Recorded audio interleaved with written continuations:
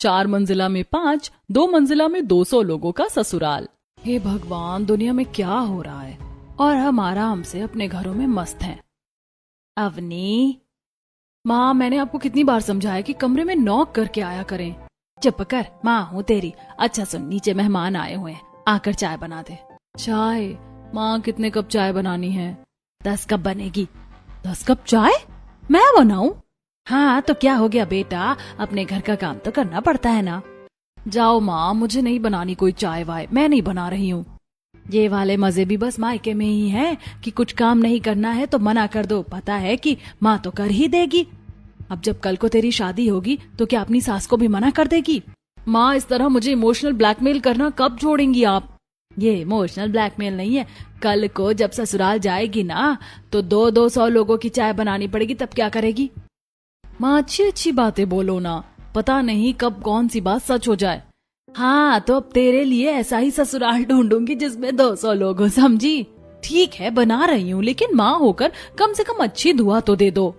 अवनी चाय बनाने को आ गई और रसोई में उसने चाय बनने को रख दी, जिसके बाद कहीं ऐसे ही तो घर में नहीं हो जाएगी मेरी शादी जहाँ 200 लोगों का परिवार होगा? नहीं नहीं, ऐसे कबीले जैसे परिवार कहाँ होते हैं। मैं भी ना क्या सोच रही हूँ, मैं तो ऐसे घर में शादी करूंगी जहाँ बस मैं, मेरा पति, सास ससुर होंगे, 4 रोटी बनाऊंगी और बस काम खत्म। अवनी ऐसे ही सोचने लगी और उसने चाय बनाई। अवनी एक नॉर्मल मिडिल क्लास घर की लड़की थी जो अपने माँ बाप और भाई के साथ रहती थी। छोटा सा उसका परिवार था और उसको घर का काम करना अच्छा नहीं लगता था। अब अवनी की शादी के लिए उसकी माँ मधुबाला लड़का ढूंढ रही थी। चलिए कहानी में आगे चलकर देखते हैं कि अवनी को किस तरह का ससुराल मिलता है। ऐसे कुछ दिन और बीते और आज के दिन मधुबाला ने एक पंडित को बुलाया हुआ था। अरे मैं खुद आने वाला था कि आपका फोन आ गया। एक लड़का है जिसका रिश्ता मेरे पास आया हुआ है। उसका नाम है कार्तिक। घर में होंगे कुल 8-10 सदस्य, लेकिन घर बार अमीर है, 5 मंजिला घर है और सभी लोग पढ़े लिखे हैं। आप बताइए, अगर आपको ठीक लगे तो मैं बिटिया की बात वहां पर कर लूंगा। ठीक है, फिर अगर पढ़े लिखे लोग हैं तो कुछ और नहीं चाहिए मुझे। आज के दौर में असली अमीर वो है जिसके पास शिक्षा है। अरे बिल्कुल सही कहा आपने। तो ठीक है, मैं बिटिया के लिए बात कर लूंगा। मधुबाला ने ओम प्रकाश, जो कि एक पंडित था, उसको बोलकर अवनी की शादी एक घर में तय करवा दी। देखते ही देखते दिन गुजर गए और वो दिन भी आया जब अवनी उस परिवार की बहू बनकर अपने ससुराल को निकल गई। अभी वो अपने पति के साथ गाड़ी में थी। अरे नहीं, यहाँ पर तो बहुत रश और जाम है, हमें घर पहुँचने में कितनी देर लग जाएगी? अभी 12 बज रहे हैं। वैसे तो यहाँ से हमारे घर का रास्ता 1 घंटे का है, लेकिन वहाँ पहुँचने में अब लगता है कि 2 घंटे आराम से लग जाएंगे। तुम सो जाओ, गाड़ी में ही आंखें मीच लो। नहीं, मैं ठीक हूँ, ऐसे गहनों में नींद नहीं आएगी। चलिए ना, कुछ बात ही कर लेते हैं हम। पूछो, क्या पूछना है तुम्हें? कुछ नहीं, अपने परिवार के बारे में ही बता दीजिए। कितने लोग हैं, कितना बड़ा है आपका परिवार? अरे मेरा परिवार तो बहुत बड़ा है। इतना बड़ा है कि आज तक कभी कोई चोरी नहीं हुई, क्योंकि चोर आने में ही डरते हैं। और साथ ही साथ तुम कभी बोर नहीं होगी, तुम्हें अपने साथ के कई साथी मिल जाएंगे। अच्छा, ऐसा क्या? हे भगवान, क्या मैं पूरे के पूरे कबीले जैसे परिवार में जाने वाली हूँ? बस तू रहम करना। बड़ा परिवार सुनकर अवनी को थोड़ा थोड़ा सा डर लग रहा था, लेकिन उसने वो जाहिर नहीं किया। कुछ ही देर के बाद वो घर आ गई, जहाँ बस उसकी सास उसके स्वागत के लिए आरती की थाली लेकर खड़ी हुई थी। आओ आओ, स्वागत है, स्वागत है। नमस्ते माँ जी। नमस्ते। इतनी देर कैसे लग गई? बस माँ, पता नहीं कि क्यों, लेकिन सड़कों पर बड़ा जाम था तो आने में देर हो गई। वैसे बाकी सब कहाँ है? घर में बहू आई है तो सबको बुलाओ माँ। अरे वो सभी को नींद आ रही थी तो मैंने ही सोने को भेज दिया। वैसे भी रात के 2 बज गए हैं, बाकी सब बहू से सुबह को मिल लेंगे। अब देर ही कितनी रह गई है। आजा बहू, तू भी थक गई होगी ना, अंदर आजा। ममता ने अपनी बहू का गृह प्रवेश करवाया, जिसके बाद अवनी घर के अंदर आ गई। और देखो अवनी, बिल्कुल जैसी ये पहली मंजिल है ना, वैसे ही ऊपर की 5 भी हैं। और ये वाली दूसरी मंजिल पर 50 लोग रहते हैं, और 5वीं मंजिल पर 100 लोग, और चौथी मंजिल पर भी 50 लोग रहते हैं। टोटल हमारे घर में 200 लोग हैं, और तीसरी मंजिल पर हमारा घर है। ये बात सुनकर बहू हैरान हो जाती है और वो सोच में पड़ जाती है। चल बेटा, बहू को कमरे में ले जा, मैं अभी सोने जा रही हूँ। ठीक है माँ, आओ अवनी। कितना बड़ा घर है, और ये ऐसा ही ऊपर से नीचे तक एक जैसा है। इसमें रहता कौन है? अवनी ऐसे ही सोचने लगी और सोचते सोचते ही वो अपने कमरे में आ गई। बीच की दूसरी मंजिल 50 लोगों अपने कमरे में सो रहे थे और तीसरी मंजिल पर अवनी अपने पति के साथ आकर आराम करने लगी। अभी सुबह के 5 ही बजे थे कि अवनी के कमरे के दरवाजे पर जोरों से दस्तक हुई और साथ ही घर में भी शोर शुरू हो गया, जिससे कि उसकी घबराकर आंख खुली। हे भगवान, सुबह सुबह कौन आ गया है? अभी तो बस सुबह के 5 ही बजे हैं और घर में से भी आवाज आ रही है। कार्तिक, कार्तिक उठो। हाँ, क्या बात है? क्या हुआ अवनी? कार्तिक देखो ना, बाहर से आवाजें आ रही हैं। लगता है कि घर में कोई घुस आया। मुझे बहुत डर लग रहा है कार्तिक। 5 बज रहे हैं अवनी, घर के लोग जाग गए हैं, कोई नहीं घुसा है घर में, दरवाजा खोलो। क्या मतलब कि 5 बज रहे हैं? 5 बजे भी कोई उठने का वक्त है? हाँ, 5 बजे ही सभी हमारे घर में उठ जाते हैं। अब तुम भी उठ जाओ, मेरी नींद खराब नहीं करो। कार्तिक ऐसे बोलकर सो गया, जिसके बाद अवनी ने ही दरवाजा खोला और वो दरवाजा खोलते ही बेहद घबरा गई, क्योंकि उसके सामने ही उसके सास के साथ 8 और औरतें खड़ी हुई थी। माँ जी, आप और ये सब कौन लोग हैं? बताइए, ये क्या पड़ोसन है? अरे बहू, हम कब से दरवाजा बजा रहे थे, तू है कि कितनी देर के बाद उठकर आई है। और ये कोई पड़ोसी नहीं है, ऐसी घर की औरतें हैं। देख, ये हैं तेरी चारों चाची सास और ये हैं ताई सास। चाची सास और ताई सास, नमस्ते। अवनी ने हैरानी से घबराते हुए हाथ जोड़कर सभी को नमस्ते किया, जिसके बाद क्या हुआ बहू, यूं बुत बनकर खड़ी क्यों हो गई? जल्दी से तैयार हो जा, उसके बाद तुझे अपनी पहली रसोई भी तो बनानी है। जी होती हूँ। ये कितना बड़ा परिवार है, मैंने तो सोचा था कि ज्यादा से ज्यादा 2 या 3 परिवार रहते होंगे। अवनी ऐसे ही घबराती सी नीचे रसोई में आई। रसोई को देखकर उसकी आंखें फट गई थी, क्योंकि वो कोई रसोई नहीं बल्कि बड़ा सा गोदाम लग रहा था, जिसमें 3 बहुएं काम कर रही थी। लो, नई बहू भी आ गई। हे भगवान, ये रसोई है या कोई गोदाम? इतना चौंक क्यों रही हो? अब जिस जगह 200 लोगों का खाना रोज रोज और कई कई वक्त बनेगा, तो वो जगह बड़ी तो होगी ही ना। क्या कहा? 200 लोगों का खाना? हाँ, तुम्हें नहीं पता? इस परिवार में पूरे 200 लोग रहते हैं। 200? क्या आप सच बोल रही हैं? यहाँ सच में ही 200 लोग रहते हैं? हाँ हाँ, तभी तो हमारा परिवार इस शहर का सबसे बड़ा परिवार है। अच्छा, अब ऐसे चौंकने का वक्त नहीं है, चलो मिलकर काम करते हैं और नाश्ता बनाकर सभी को देते हैं। अभी से लगेंगे तब पूरे 8 बज जाएंगे हमारा खाना बनने में। शगुन की बात को सुनकर अवनी को चक्कर आने को तैयार था, लेकिन उसने खुद को काबू में ही रखा। कुछ ही देर के बाद बहुएं नाश्ता बनाने को लग गईं, जहां उन्होंने सबसे पहले अपने आप से आधे आधे कद के बड़े बड़े पतीले निकाले और इन 2 पतीलों में हमें चाय बनानी है। शगुन भाभी और अवनी, आप दोनों नॉर्मल चाय बना दो और डाइटिंग और डायबिटीज वालों के लिए हम चाय बना देते हैं। इन बड़े बड़े देग जैसे बर्तनों में चाय बनेगी क्या? हाँ बाबा, तुम समझती क्यों नहीं हो? 2 नहीं 200 लोगों का ससुराल है। अभी चाय बनेगी, उसके बाद फिर हमें चाय के साथ साथ सभी को खाने को भी देना है। जल्दी जल्दी से हाथ चलाओ। चलो अवनी, मेरे साथ ये पतीला पकड़वाओ तुम। अवनी और शगुन ने और खुशी और सावली ने मिलकर 2 पतीले बड़े से स्टोव पर चढ़ाए, जिसके अंदर उन्होंने दूध डाला और फिर चाय बनने को रखी। अभी तो मैं नहा कर आई थी और यहाँ आने के बाद पसीने में नहा गई। कितनी ज्यादा हीट लग रही है इस आंच से। अवनी, चाय में चम्मच तो शगुन चला रही है। तुम एक काम करो, तुम ना बैठकर नाश्ते के लिए आटा लगा दो। 200 लोगों के नाश्ते के लिए आटा लगाना क्या आसान है? बताइए किसमें लगाना है? इसमें लगा दो। आपके घर में कितने बड़े बड़े बर्तन हैं? हाँ हाँ, जानती हूँ कि 200 लोगों का खाना बनता है, इसलिए इतने बड़े हैं। मैं आटा लगा देती हूँ। अवनी ने आटा लगाना शुरू किया, जिसमें उसकी आधी आधी बाजू गंदी हो गई। थक गई रे।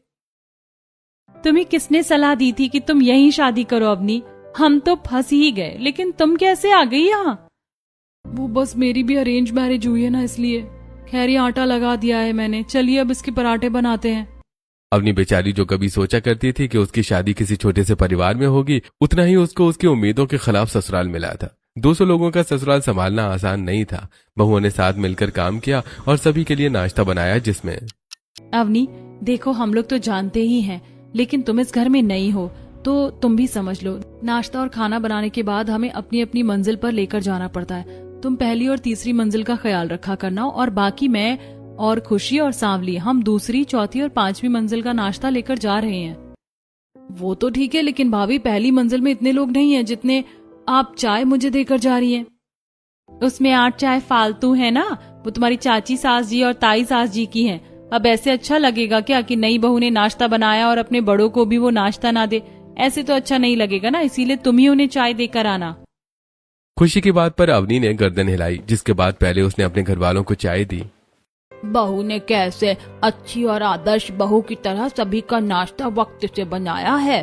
अरे बेटा, मेरे चाय में चीनी तो नहीं है ना? नहीं दादाजी, आप ये गुलाबी वाला कप उठाइए, इसमें चीनी नहीं है, बल्कि ये फीकी चाय। और माँ जी ये लीजिए आपकी चाय। क्या भाभी, हमें तो लगा था कि आप आई हैं तो आज कुछ अच्छा नाश्ता करने को मिलेगा, लेकिन ये तो वही देसी चाय पराठा ही है। क्या आपको कुछ और खाना है देवर जी? नहीं, अभी बस यही खाओ। बहू तेरे पास ये दूसरी चाय ऊपर वालों की है ना, जा देकर आ जा। जी। जितनी ज्यादा थकान हो रही है, मन तो कर रहा है कि एक लात मारकर सब गिरा दूं और आराम से सो जाऊं, लेकिन ये नकली मुस्कुराने का नाटक करना पड़ रहा है। अवनी बेचारी मनी मन अपनी परेशानी निकाल रही थी। उसने अपने घर वालों को चाय देकर अपने घर में ऊपर रहने वालों को चाय देकर आने का रुख किया। और बड़ी देर कर दी बहू तूने तो। ये ज्यादा शोर नहीं करो। बिल्कुल ऐसे कर रहे हैं जैसे कि छोटे छोटे से ही बच्चे हैं। ये सब कितने ज्यादा है। मैंने तो कभी सपने में भी नहीं सोचा था कि पूरे कबीलों के बराबर के भी घर बार होते हैं। अवनी जिस मंजिल पर आई थी वहां कम से कम 50 लोग थे। ऐसी वो ऊपर जाती रही और लोगों को देखकर उसकी आधी से ज्यादा ताकत खत्म हो गई। अंत में थकी हारी अवनी नीचे आई और अपने कमरे में आकर लेट गई कि तभी इतने सारे लोग हैं और अब मुझे रोजाना ये सब काम ही करने पड़ेंगे, लेकिन कैसे? मेरी तो अभी से तबीयत खराब हो रही है। अवनी तुम यहाँ हो? मैं अंदर आ जाऊं क्या? हाँ हाँ भाभी, आइए ना आप तीनों। काफी सुंदर कमरा है तुम्हारा तो। वो हम ये कहने आए थे कि बर्तन पड़े हुए हैं, उन्हें साफ कर दो। जब तक बर्तन साफ नहीं होंगे हम लोग खाना नहीं बना पाएंगे। क्या सच में भाभी अब बर्तन धोने पड़ेंगे? हिम्मत नहीं हारो, अभी तो शुरुआत भी ठीक से नहीं हुई और सुबह के वक्त हमने तुम्हारी रसोई में मदद करवा दी थी, जबकि तुम्हारा आज पहला दिन था तो तुम्हारा फर्ज था रसोई को संभालने का। लेकिन तुम्हें ना जाने क्या ही चाहिए। क्या ये काफी नहीं है जो हम कर चुके हैं? अब जल्दी से उठो और जाओ। जा रही हूँ भाभी। अवनी बेचारी थकान में ही बर्तन धोने को आ गई। और ये घर के बर्तन हैं या मैं किसी भंडारे के बर्तन साफ करने को आई हूँ?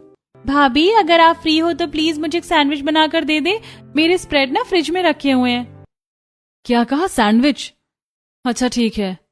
बेचारी अवनी मजबूर थी। उसे ना चाहते हुए भी पहले सैंडविच बनाना पड़ा और फिर उसने बैठकर बर्तन साफ किए, जिसमें उसकी मदद करने को कोई नहीं आया। बड़े बड़े बर्तन थे जिनको धोते हुए अवनी खुद पूरी की पूरी भीग गई थी। अगर इसको शादी करना कहते हैं तो मैं हर एक लड़की को ये सलाह देना चाहूंगी कि कोई भी लड़की शादी ना करे। मैं तो शादी करके फंस गई। अच्छी खासी कुंवारी थी तो कम से कम आजाद तो थी। अवनी ऐसे ही बेचारी अफसोस जाहिर कर रही थी। ऐसे ही उसने बर्तन साफ किए कि तभी दोपहर का खाना बनाने का वक्त हो गया। अब ये कौन है? नमस्ते ताई सास जी। नहीं नहीं, मैं तुम्हारी ताई सास नहीं, चाची सास हूँ। क्या मेरे चेहरे पर तुम्हें इतनी झुर्रियां दिखाई दे रही हैं जितनी तुम्हारी ताई सासों के मुंह पर है? माफ कीजिए, वो बड़ा परिवार है ना, तो मुझे पता ही नहीं है कि कौन कौन है। कोई नहीं, याद हो जाएगा। नमस्ते, वो मुझे नहीं पता है कि आप कौन है। मैं तेरी ताई सास हूँ। आज तो हमारी बहू की पहली रसोई है। बस आ रही है तेरे साथ की तीनों बहुएं सामान लेकर। उसके बाद तो अपनी पहली रसोई बनाना और हम सभी साथ ही खाएंगे। सुषमा की बात को सुनकर अवनी बस मुस्कुराई, जिसके बाद अवनी को अकेला छोड़कर गोमती और सुषमा दोनों ही चली गईं। कुछ ही देर के बाद शगुन, खुशी और सांवली सामान लेकर आई। अरे अरे आराम से, ये इतना सारा सामान लाने की क्या जरूरत थी आप सबको? ज्यादा नहीं लाते तो सभी को पूरा कैसे पड़ता। चलो अब वैसे ही देर हो रही है, इन सब्जियों को धोना और काटना शुरू करते हैं। जी हाँ। बहुएं बड़े बड़े सब्जियों के बोरे लेकर निकली थी, जिन्होंने बोरों को पलट दिया और साथ बैठकर बोरों से सब्जियां निकालकर उन्हें धोना, काटना और छीलना शुरू किया। अरे ये तुमने क्या कर लिया? लाओ जल्दी से अपना हाथ दिखाओ। वैसे इस घर में जितना खाना बनता है उसके हिसाब से ये कोई नई बात नहीं है। अगर किसी की उंगली कट जाए तो तुम काम जारी रखो, इसमें रुकने की बात नहीं है। अवनी ने हल्की सी कतर को लपेटने के बाद फिर से काम को जारी किया। ऐसी बहुओं ने पहले साथ मिलकर सामान काटा, जिसके बाद उन्होंने ऐसे ही बड़े पतीलों में उन सब्जियों को और पूरियों को बनाया। इस काम को करते हुए वो पूरी तरह पसीने पसीने हो गई थी। ऐसा लग रहा है कि जैसे रसोई में ही दम निकल जाएगा। बड़ा दम घुट रहा है। कुछ ही देर के बाद खाना बनकर तैयार हुआ, जिसके बाद घर के हॉल में बहुओं ने एक कपड़ा बिछाया और सभी 200 घरवाली वहां आकर बैठ गई। देखने से लग रहा था कि जैसे वहां कोई समारोह हो रहा है। अरे बहू की पहली रसोई कहीं बहाने सही, भाई साथ आए हो, बड़ा अच्छा लग रहा है ये देखकर। चलो बहुओं, सभी को खाना परोसो। बाबा, आज के दिन तो हमारी देवरानी का दिन है, तो आज तो बनता है कि हम भी सेवा करवाएं। हम बहुएं भी आज बैठ जाएं क्या साथ खाने? हाँ, क्यों नहीं, बैठो। आज मेरी बहू सभी को खिलाएगी ना। मुकेश की बात को सुनकर अवनी हल्की सी मुस्कुराई, जिसके बाद उसने ही सभी को खाना परोसना शुरू किया। भाभी, मुझे सब्जी दे दो। हाँ, अभी देती हूँ। पोता बहू, मुझे भी पानी चाहिए। ये लीजिए दादी जी, आप पानी। भाभी, जरा चावलों के साथ कुछ चटनी उठा दो, मेरा हाथ नहीं जा रहा है। हाँ, दे रही हूँ देवर जी अभी। अब क्या सब कुछ मैं ही करूँ? निवाला बनाने से लेकर मुंह में देने तक का काम इन सभी ने तो मुझे तंग कर दिया है। अवनी की ऐसे ही पूरे 200 परिवार के सदस्यों ने रेल बनवा दी थी। सभी को खिलाने के बाद वो इतनी ज्यादा थक गई थी कि फिर अवनी से खड़ा नहीं हुआ गया और वो अपने कमरे में चली गई। ऐसे ही चलते चलते अब एक हफ्ता हो गया था और इस एक हफ्ते में इतनी ज्यादा मेहनत करने से अवनी का वजन भी कम हो गया था। हर रोज 5 बजे उठकर उसको 200 लोगों की खातिरदारी जो करनी पड़ती थी। ऐसे ही आज के दिन वो घर में से झाड़ू लगा रही थी। वो 5वीं मंजिल पर थी और एक ही जगह को 50 दफा साफ करना पड़ रहा है। मेरी तो समझ ही नहीं आ रहा कि मैं क्या करूं। बहू, इसको भी झाड़ू में समेट लेना। अच्छा भाभी, भी समेट लो। अच्छा, ये लोग तो बहुत ही ज्यादा सता रहे हैं। ऐसा नहीं है कि बस इन लोगों की संख्या ही ज्यादा है, इनके अंदर तो मुझे दिमाग की भी कमी सी लग रही है। भाभी, ये भी। क्या है, आप लोगों को जरा भी अकल नहीं है? अगर मैं कुछ कह नहीं रही हूँ तो यहाँ आप कूड़ा डाले जा रहे हैं। जरा एक बार इस महल जैसे घर के अंदर से खुद साफ सफाई करके देखिए, तब पता चलेगा कि फैलाना कितना आसान है और समेटना कितना मुश्किल। अरे नहीं, ये मैंने गुस्से में क्या बोल दिया? पहली बहू है तू हमारे घर की जिसने हम लोगों से मुंह चलाया है और फूट डालने की कोशिश की है। नहीं तो आज तक का इतिहास है, किसी बहू ने पलट कर जवाब नहीं दिया हमें। अरे अरे, क्या हो गया? किस तरह की आवाजें आ रही हैं? ममता, तेरी बहू हमारे ऊपर चिल्ला रही है, हमें आंखें दिखा रही है। तू खुद ईमानदारी से बता, आज तक कभी हमारी बहुओं ने तुमसे मुंह चलाया है? तेरे काम को इनकार किया है कभी भी? कभी नहीं, बल्कि अपने घर से भी ज्यादा अपना समझा है। हाँ, तो अपनी बहू को भी हमारे लिए वही इज्जत सिखा, ये नहीं कि ये हमें कुछ भी बोलकर चलती बने। सुधा की बात को सुनकर ममता की नजरें झुक गईं और वो अपनी बहू अवनी को घूरते हुए नीचे ले आई, जहां उसने सबको खूब ही डांटा। आज तूने मेरी नजरें झुकवा दी बहू। ऐसे कौन करता है भाभी? आजकल की लड़कियां होती ही आग लगावा हैं, उनके बस की नहीं होता है परिवार को जोड़े रखना। माँ जी, मैं नहीं चाहती थी कि आपको ऐसा महसूस हो। मैं माफी चाहती हूँ, आप मुझे माफ कर दीजिए। अवनी ने हाथ जोड़कर माफी मांग ली, जबकि उसकी कोई गलती नहीं थी। ऐसे कुछ दिन और गुजरे और अभी भी अवनी के ससुराल में कुछ नहीं बदला था। आज के दिन अवनी अपनी जेठानियों के साथ बाजार में सब्जी लेने को आई हुई थी। वो एक बड़े से सब्जी के ठिये पर रुक गई, जहाँ पर आप लोग यहाँ से सब्जी लेते हैं? आइए आइए, मैं तो जानता था कि आज के दिन आपके घर की सब्जियां खत्म हो ही गई होंगी, तो आज आप सब्जी लेने जरूर आएंगी। बताइए क्या दे दूं आपको? एक हफ्ते के अंदर अंदर तो हम लोगों को यहाँ आना ही पड़ता है। लाइए, 1 बोरा आलू, 1 बोरा प्याज, 1 बोरा लहसुन, 1 बोरा बैंगन और आधे बोरे शिमला मिर्च और गोभी को जरा लोड करवा दीजिए, क्योंकि ये हम तो लेकर नहीं जाएंगे। सब्जी इस वक्त महंगी है, तो ये सामान होगा आपका 20,000 रुपए का। एक हफ्ते का सिर्फ सब्जी का खर्चा 20,000 है? तुम ये भूल जाती हो क्या कि हमारे घर में 4-5 नहीं बल्कि पूरे 200 लोगों का खाना बनता है, और 200 लोग अगर 20-20 भी देंगे ना तो भी 20,000 का एक हफ्ते आराम से खा लेंगे। भैया, आप ये रखवाओ। बहुओं ने खूब सारा राशन लोड करवाया, जिसके बाद वो अपने घर को सामान लेकर वापस आ गई। और आ गई तुम लोग? जी क्या हुआ? इतनी देर कौन लगाता है ऐसे आम सा सामान लेने में? तुम लोगों ने तो आज हद ही कर दी। जरा वक्त देखो, 10 बज रहे हैं सुबह के। अब खाना कब बनाओगी तुम सब? जी हाँ दादी, वो आने में जरा देर हो गई, लेकिन आप चिंता नहीं कीजिए, खाना तो हम लोग बना ही लेंगे, वो भी वक्त से। बहू ऐसे बोलकर रसोई में आ गईं, जहां उन्होंने खाना बनाना शुरू किया। आज हम लोग लेट हो गए। पहले तो हम 8 बजे से दोपहर का खाना बनाने को लग जाते थे, लेकिन अब 10 बज रहे हैं। अगर हमने अपनी नॉर्मल स्पीड पर काम किया ना तो ये खाना 4 बजे बनेगा, और अगर तेजी से किया तो 2 बजे तक बना देंगे। चलो फुल स्पीड पर काम करते हैं। बहुओं ने अपनी एड़ी चोटी का दम लगा दिया, जिसके बाद 2 बजे तक उनका खाना बना और उन्होंने सभी को वक्त से खाना खिलवाया। मन तो कर रहा है कि फूट फूट कर रो लूं। मेरी तो जिंदगी बर्बाद हो गई है माँ। ये कहाँ फंस गई मैं। एक एक हड्डी दर्द कर रही है। कुछ देर को आराम करती हूँ। अरे काव्या का फोन आ रहा है। हेलो, हाँ बोल काव्या। थैंक गॉड तेरी आवाज तो सुनने को मिली। बहन कहाँ इतनी बिजी है। बस क्या बताऊं, जिंदगी ना मजाक बन चुकी है। क्या हुआ? तू तो कहीं दिखाई भी नहीं देती, ना ही कोई स्टोरी लगाती है, जबकि तू तो कितनी ज्यादा एक्टिव रहती थी। तू ही कुछ बता दे यार। मेरे ससुराल में ना पूरे 200 लोग हैं, ना एक भी कम ना ही ज्यादा। पता है रोजाना गधों की तरह मेहनत करनी पड़ती है। मजदूरों की तरह लगी रहती हूँ यहाँ, खाना बनाना, बर्तन धोना। लेकिन मजदूरों को तो फिर भी उनकी मजदूरी मिलती है, यहाँ तो कुछ नहीं मिलता। कुछ बता दे यार। अब मैं क्या बताऊं। अगर तू चाहती है कि ये लोग तुझसे काम ना करवाएं तो तू एक काम कर सकती है। इससे तुझे कुछ वक्त को आराम मिल जाएगा, लेकिन पक्का नहीं है कि ये काम करेगा। क्या काम करना है? तू ना खाना बिगाड़ने लग। जब तेरे हाथ का खाना ही अच्छा नहीं बनेगा तो उसको कोई खाएगा भी नहीं। और एकदम सही कहा। क्या सही है भाभी इसमें? बोलिए। अरे मोहिनी, तुम, आपकी बातें कैसी हैं भाभी? आप तो इस घर को तोड़ना चाहती हैं। अच्छा है कि मैंने सब कुछ सुन लिया, नहीं तो आप तो इस घर में एक फूट पैदा कर देती। नहीं नहीं मोहिनी, ऐसा तो कुछ भी नहीं है। आप हम लोगों का खाना बिगाड़ने की बात कर रही थी, वो भी बस अपने काम से बचने के लिए। हद है। मैं अभी दादी को और माँ को आपकी इस बात के बारे में बताकर आती हूँ। रुकिए आप। अवनी ने अपनी नंद मोहिनी को काफी रोकना चाहा, लेकिन वो नहीं रुकी। जिसके बाद वो नीचे गई और उसने जितने भी घर के सदस्य थे सभी के सामने अवनी की पोल को खोल दिया। और बहुत ही अफसोस की बात है कि इस घर की बहू इस तरह की बातें कर रही है। नहीं नहीं चाची जी, मैं कोई सीरियस बात नहीं कर रही थी। मैं तो बस अपनी सहेली से ऐसे ही मजाक कर रही थी। बस पोता बहू, जब से तू आई है तेरे रंग हम लोगों को दिखाई देते हैं। तुझसे जरा से लोगों का काम तो किया जाता नहीं है, बस तुझसे बेकार की बातें करवा लो। मुझे माफ कर दीजिए। अब इससे ज्यादा मैं और क्या ही कहूँ। बेचारी अवनी ने सभी के आगे हाथ जोड़ लिए, लेकिन अब वो सभी की नजरों में गलत तो बन ही गई थी, जबकि उसकी कोई खास गलती नहीं थी।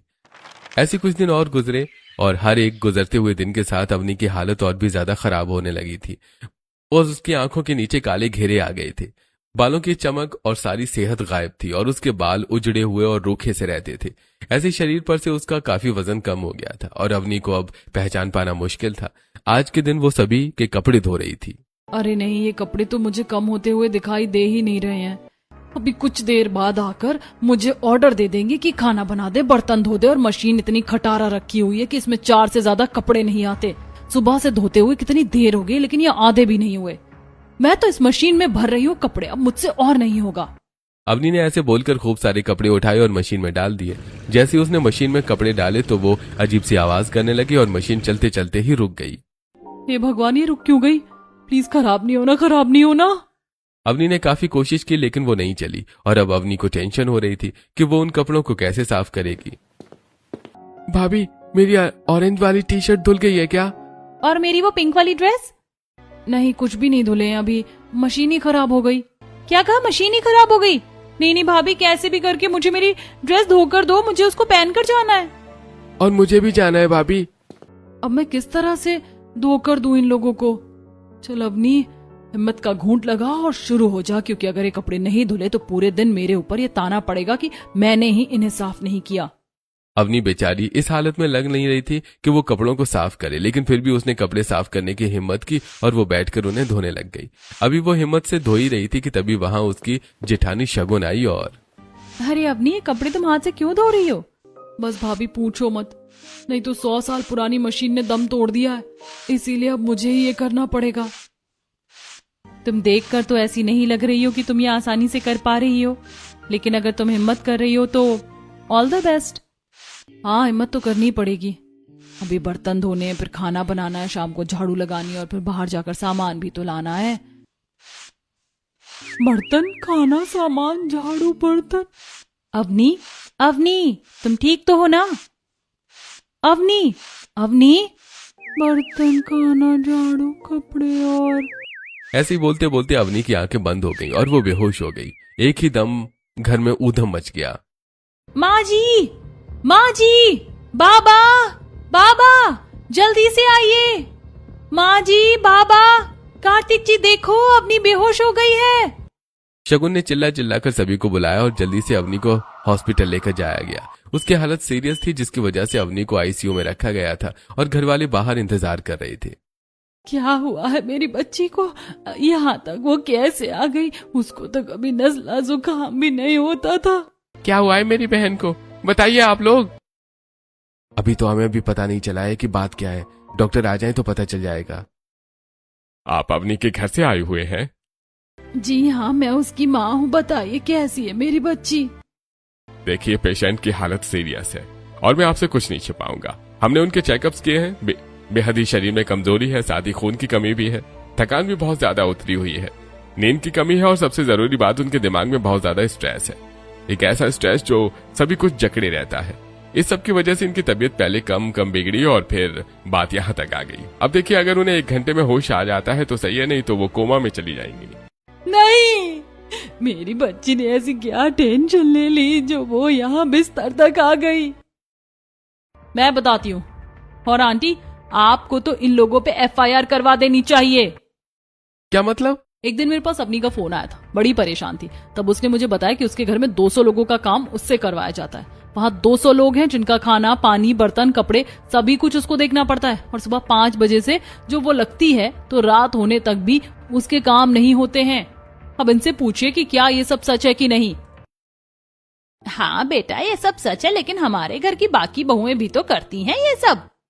अरे बस चुप हो जाओ जालिमो, तुम लोगों ने धोखे से हमसे हमारी बच्ची ली है। जालिम हो तुम सब, जालिम, वरना इस तरह से कौन करता है। अरे मेरी बच्ची से 200 लोगों का काम करवाया, फूल की तरह पाला था मैंने उसको। अब पुलिस में शिकायत दर्ज की जाएगी क्योंकि ये साफ साफ जुल्म है। ऋषि पुलिस में शिकायत करने को जाने लगा कि उसको मुकेश ने हाथ जोड़कर रोका और नहीं बेटा, ऐसा नहीं करो। हम लोग भी ये नहीं जानते थे कि हमारी बेटी जैसी बहू की ये हालत हो जाएगी। बाकी बहुएं भी घर में सभी का काम करती थी, लेकिन बहू के ऊपर कुछ ज्यादा लोड पड़ गया। हम माफी चाहते हैं। तुम किसी को कुछ नहीं बताना, अभी 1 घंटा होने तो बहू होश में आ जाएगी तो बात करते हैं। मुकेश के समझाने पर बड़ी मुश्किल से ऋषि वहां रुकने को राजी हुआ। सभी की सांसें अटकी हुई थी। ऐसे ही 1 घंटा होने ही वाला था कि 5 मिनट पहले अवनी को होश आ गया। खाना बनने में देर हो गई क्या? मेरी बच्ची, अब तुझे किसी का खाना बनाने की जरूरत नहीं है। माँ आप यहाँ और मैं कहाँ हूँ? क्या हो रहा है? अवनी को सभी ने सब कुछ बताया, जिसके बाद तूने तो हम सभी की जान ही रुकवा दी थी। बस बहू, बहुत हुआ। हम लोग तो सच में ज्यादती पर उतर आए थे, लेकिन बस अब नहीं, अब इंसाफ होगा। मैंने सोच लिया कि अब हम लोग 200 लोगों के बीच नहीं रहेंगे। हर किसी का अपना परिवार है और सभी को अपने परिवार के साथ रहना चाहिए और अपने काम भी खुद ही करने चाहिए। हाँ अवनी, अब तुम्हें या किसी भी भाभी को घर के काम करने की जरूरत नहीं है। अब हम अलग रहेंगे, जहाँ बस हमारा परिवार होगा, ठीक है ना? कार्तिक की बात को सुनकर अवनी मुस्कुरा दी, जिसके बाद अब अवनी ठीक हुई तो घर वाले उसको नए घर में लेकर गए, जहां अब बस उसका परिवार था। ऐसे वो 5 मंजिला घर बेच दिया गया और सभी परिवार छोटे छोटे टुकड़ों में बंटकर अपने अपने परिवार के साथ रहने लगे। अब इससे बहुओं को 200 लोगों का काम भी नहीं करना पड़ता था और वो खुद के लिए भी वक्त निकाल सकती थी। और अब वो अपने ससुराल में हंसी खुशी रहती हैं और जिससे वो अपने पति के साथ टाइम भी स्पेंड करती हैं।